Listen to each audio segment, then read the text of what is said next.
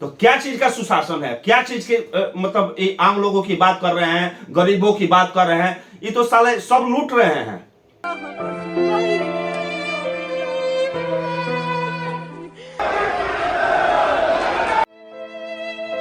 आज हम चर्चा करेंगे बिहार में जो जहरीली शराब कांड से मौतें हुई है और इस पर विपक्ष ने सरकार को लगातार घेर कर रखा है। क्या नीतीश कुमार शराबबंदी कानून के बीच में फंस चुके हैं? क्या विपक्ष जो सरकार को घेरे हुए है उससे नीतीश कुमार निकल पाएंगे, या फिर से इस कांड को लेकर बीजेपी कुछ खेला करने वाली है? शैलेश जी, आपको क्या लगता है बिहार के छपरा, सिवान और बेगूसराय में जहरीली शराब से जो मौतें हुई है, जिस तरह लोग मरे हैं इलाज के अभाव में, तड़प कर मरे हैं, उनके परिवार की चीख और पुकारे जो है हम लोग देख रहे थे, लगातार मीडिया में आ रही थी खबर, इस पे आपकी क्या प्रतिक्रिया है? देखिए, सबसे पहले जो आपने शुरू में इंट्रो में ही पूछा हमसे कि जो जहरीली शराब से मौत हुई है, विपक्ष उसको घेर पा रहा है, नीतीश कुमार निकल पाएंगे कि नहीं निकल पाएंगे, तो अकबर जी मैं आपको बता देना चाहता हूँ, शराबबंदी, नीतीश कुमार कहते हैं कि शराबबंदी, तो सबसे पहले तो हम शराबबंदी पर बात करें। कहाँ शराबबंदी है भाई? भगवान जैसे मानिए कि दिखते नहीं है, लेकिन लोग कहते हैं ना कि हर जगह भगवान है, हर जहां पाइएगा वहां भगवान है, उसी तरह से शराब, जहां आपकी इच्छा हो वहां शराब आपको मिल जाएगी, आसानी से होम डिलीवरी हो रही है। तो शराबबंदी तो बिहार में है नहीं, और एक पीठ थपथपा रहे हैं, उसी के पीछे पूरा प्रशासन, पूरा तंत्र लगा हुआ है। अगर आपके घर में कोई जमीनी विवाद होता है या आपके यहाँ कोई घटना घटती है, पुलिस को आप फोन कीजिएगा और पुलिस के पास दूसरा कोई फोन करेगा कि यहाँ शराब लेकर तस्कर जा रहा है, तो अगर वो तस्कर पुलिस को कमीशन नहीं दे रहा है तो सबसे पहले पुलिस उसके पीछे जाएगी, ना कि आपके यहाँ पहुंचेगी। तो पूरा प्रशासन तंत्र उसमें लगा हुआ है, उसके बाद से विफल हो रहा है। तो इसमें अब ये देखना होगा कि इस शराब बंदी का जो ढोल पीट रहे हैं बिहार के माननीय मुख्यमंत्री नीतीश कुमार जी, तो ये ढोल के पीछे क्या सच है, क्या गलत है, इसके बारे में पहले मैंने सबको मंथन करने की जरूरत है, एक एक आदमी को। शराबबंदी देखिए अच्छी चीज है, शराबबंदी से घरेलू हिंसा रुकेगा, शराबबंदी से बहुत सारे फायदे हैं, लेकिन शराबबंदी हो तब। तो बिहार में शराबबंदी कहीं है नहीं, प्रशासन उसमें लगा हुआ है। माफियाओं की शराबबंदी है, जो माफिया है, जो सत्ता में अच्छी पैठ बनाए हुए हैं शराब माफिया, वे लोग शराब बिकवा रहे हैं। जैसे छपरा में कांड हुआ, तो छपरा में कांड हुआ, अभी जो आंकड़ा वहां देखा जाए तो कम से कम 300 से 400 लोग वहां मरे हुए हैं। प्रशासन आंकड़ा छिपा रही है, विपक्ष के भी जो लोग हैं वो लोग सही तरीके से वहां आवाज नहीं उठा पा रहे हैं। वो लोग कह रहे हैं कि हम लोग को आवाज को दबाया जा रहा है, चप्पे चप्पे पर प्रशासन तैनात किया गया है। विपक्ष ने तो लगातार विधानसभा में आवाज उठाया ही, बुलंद किया, विधानसभा में, विधानसभा के बाहर सड़कों पे नजर आ रही है। देखिए, सड़कों पर नजर आ रही है, लेकिन जो आंकड़ा है, मौत का आंकड़ा है, बीजेपी के लोग कह रहे हैं कि 100 से ज्यादा लोग मरे हैं, लेकिन वहां का जो जमीनी हकीकत है 400 से 500 लोग वहां मरे हैं। और लोगों के बीच मतलब प्रशासनिक भय पैदा कर दिया गया है कि अगर किसी की मौत हो गई है तो बताना नहीं तो तुमको और तुम्हारा पूरा परिवार फंसेगा, तुम्हारी कुर्ती जब्ती कर दी जाएगी। इस तरह से वहां स्थानीय माफियाओं के प्रभाव में लेकर प्रशासन लोगों के बीच भय बना चुकी है कि पुलिस का भय है। हाँ, लोगों में हाँ, पुलिस का भय है, माफिया का भय है। भाई जो शराब का माफिया है वो गांव में, अच्छा मरा कौन है?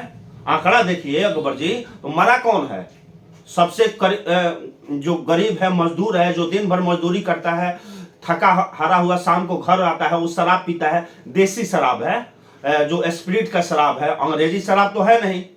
और मजे की बात यह है जो वहां का जो थाना है, मशरक थाना, वहां जो स्पिरिट बरामद हुआ था वो ड्राम का स्पिरिटे गायब है।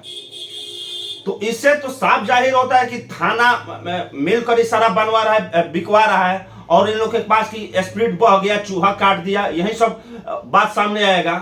तो इसमें तो माफिया, प्रशासन और शासन सब लगा हुआ है शराब को बिकवाने में। नीतीश कुमार तो अगर देखा जाए तो घिरने की बात कहिए, लाज उसको न रहेगा। तो ये तो निर्लज मुख्यमंत्री हो चुके हैं, इनको सत्ता चाहिए। तेजस्वी जी भी अभी जब तक सत्ता में नहीं थे, विपक्ष में थे, बहुत अच्छा बोल रहे थे, लेकिन ये भी अपना लाज हाया शर्म सब चीज खो चुके हैं। इनको सत्ता चाहिए। अब जब शराबबंदी की बात आती है, मौत का आंकड़ा जब विपक्ष के लोग इनसे पूछ रहे हैं, तो ये कह रहे हैं कि बिहार में और सारा मुद्दा है। तो मुद्दा में आप मैंने क्या कर रहे हैं भाई? एक दिन 2 दिन जाते हैं, बस अस्पताल का निरीक्षण कर देते हैं, उस दिन व्यवस्था टनाटन रहता है, उसके बाद से जाइए ना पीएमसीएच में। स्वास्थ्य मंत्री है ना, पीएमसीएच में आपको इलाज कराना होगा तो नानी याद आ जाएगी, आपको भगा दिया जाएगा, कोई सुनने वाला नहीं है। तो क्या चीज का सुशासन है? क्या चीज के मतलब आम लोगों की बात कर रहे हैं, गरीबों की बात कर रहे हैं? ये तो साले सब लूट रहे हैं, लाइसेंसिड डकैत हो चुके हैं। मतलब शराबबंदी पूरी तरह से फेल है। तो शराबबंदी तो पूरी तरह से फेल है, लेकिन विपक्ष को भी चाहिए कि गांव लेवल पर अभी मौका है। शराबबंदी जब लागू हुआ तो उस समय भाजपा के लोग नीतीश कुमार के साथ थे, ये लोग भी समर्थन किए, विपक्ष भी हाँ विपक्ष भी समर्थन किया। शराबबंदी लागू तो बीजेपी वाला भी तो नहीं कर रहा है कि शराबबंदी को हटाइए। तो क्या आपकी राय है? शराबबंदी लागू हो तो कैसे लागू हो, उसका कुछ एजेंडा होना चाहिए।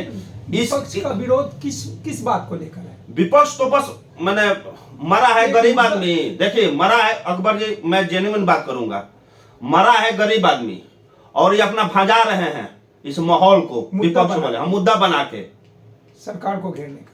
क्या आपके पास एजेंडा है? उस एजेंडा को विधानसभा में रखिए कि शराबबंदी अगर लागू रहेगी तो इस एजेंडे पर सरकार शराबबंदी को लागू करे।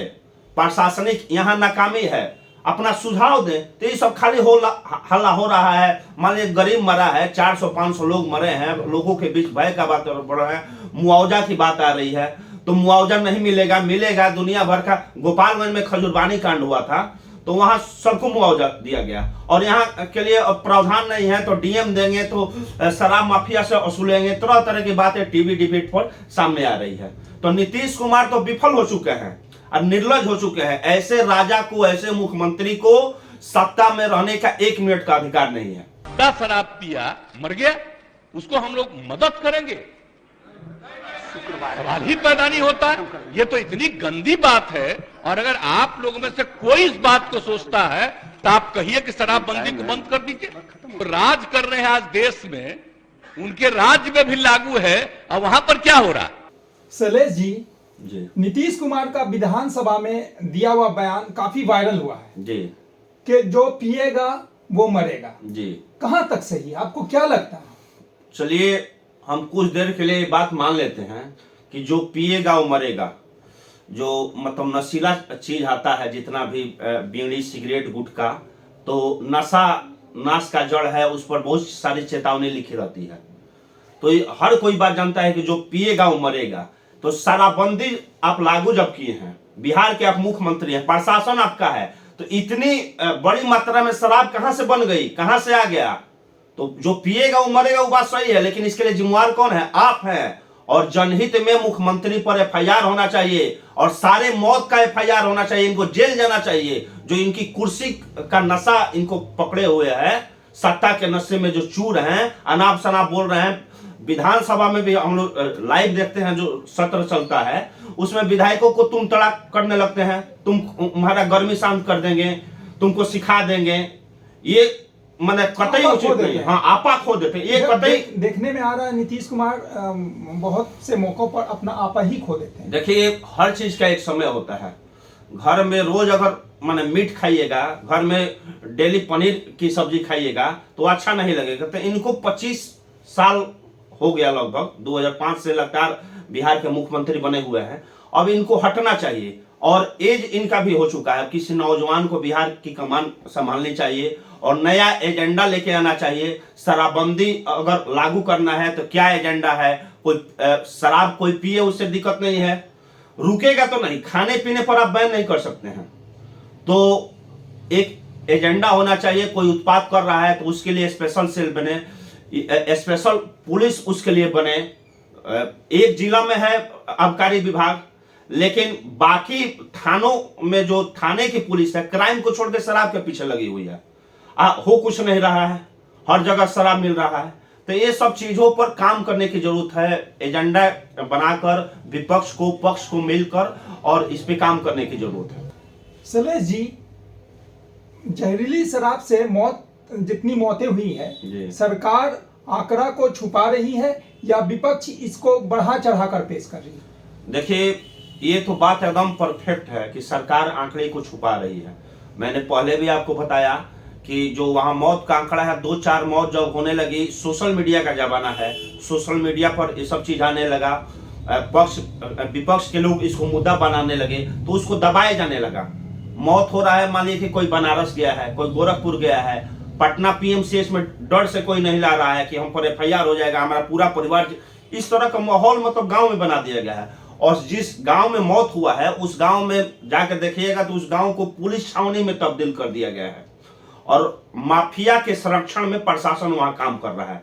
तो मौत का आंकड़ा तो छुपाया जा रहा है। ये लोग कह रहे हैं 100-150, लेकिन 100-150 ने 400 से 500 लोग छपरा में मरे हैं, और सिवान में 6 आंकड़ा बताया गया, बेगूसराय में 8 आंकड़ा बताया गया, लेकिन वहां भी मौत का आंकड़ा ज्यादा है। सरकारी आंकड़ा तो कुछ और ही हाँ, बता रहा है। सरकारी आंकड़ा हर जगह ज्यादा है। तो मौत के आंकड़े को छुपाया जा रहा है कि हमारी सरकार की बदनामी ना हो, हम सुशासन बाबू कहलाएं और शराबबंदी का ढोल पीटते रहें। एक ही मैंने बात सुनते सुनते कान पक गया है हम लोग का, शराबबंदी है, शराबबंदी है, मैंने ये किया वो किया।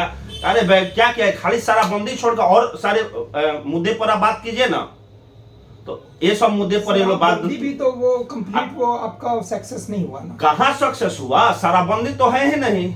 अब तो आसानी से मिल जाती है, होम डिलीवरी है फ्लिपकार्ट पर और जो ऑनलाइन शॉपिंग है, बहुत सारा वहाँ ऑनलाइन शॉपिंग के जरिए शराब आपके घर में आ रही है। जो ब्रांडेड शराब है उसको आप घर में मंगवा लीजिए। तो शराबबंदी कहाँ है? आए दिन शराब जो है पकड़ाता ही रहता है बिहार में। वो तो शराबबंदी है ही, रोज मिल रहा है। तो किसका मिल रहा है? जो माफिया, जो प्रशासन को कमीशन नहीं देता है, वो पकड़ा जा रहा है। गांव का चौकीदार, माने ग्रामीण पुलिस जिसको हम लोग कहते हैं, वो शराब माफियाओं से साठगांठ किए हुए है, और थानेदार तक पैसा लेके जाता है। चौकीदार पैसा वसूलने का माध्यम बना है शराब माफियाओं से। हम लोग ग्रामीण परिवेश से आते हैं, गांव से आते हैं, सब हम लोग देख रहे हैं। शैलेश जी, एक बात उड़ते उड़ते बहुत लोगों के मुंह से हमने सुना है कि जिस दिन विधान सभा का सत्र स्टार्ट हुआ उसी दिन ये कांड क्यों हुआ? क्या इसमें कोई साजिश है क्या? देखिए, अब मानवाधिकार आयोग की टीम आई थी, सीबीआई की भी टीम आए। अगर इसकी गहनता से जांच पड़ताल हो तो सब चीज सामने आ जाएगा, लेकिन निष्पक्ष जांच होना चाहिए। जांच एजेंसियां जो आ रही है उस पर भी सवाल उठ रहे हैं। अगर सही मायने में जांच होगा तो सच्चाई सबके सामने आ जाएगी। जी।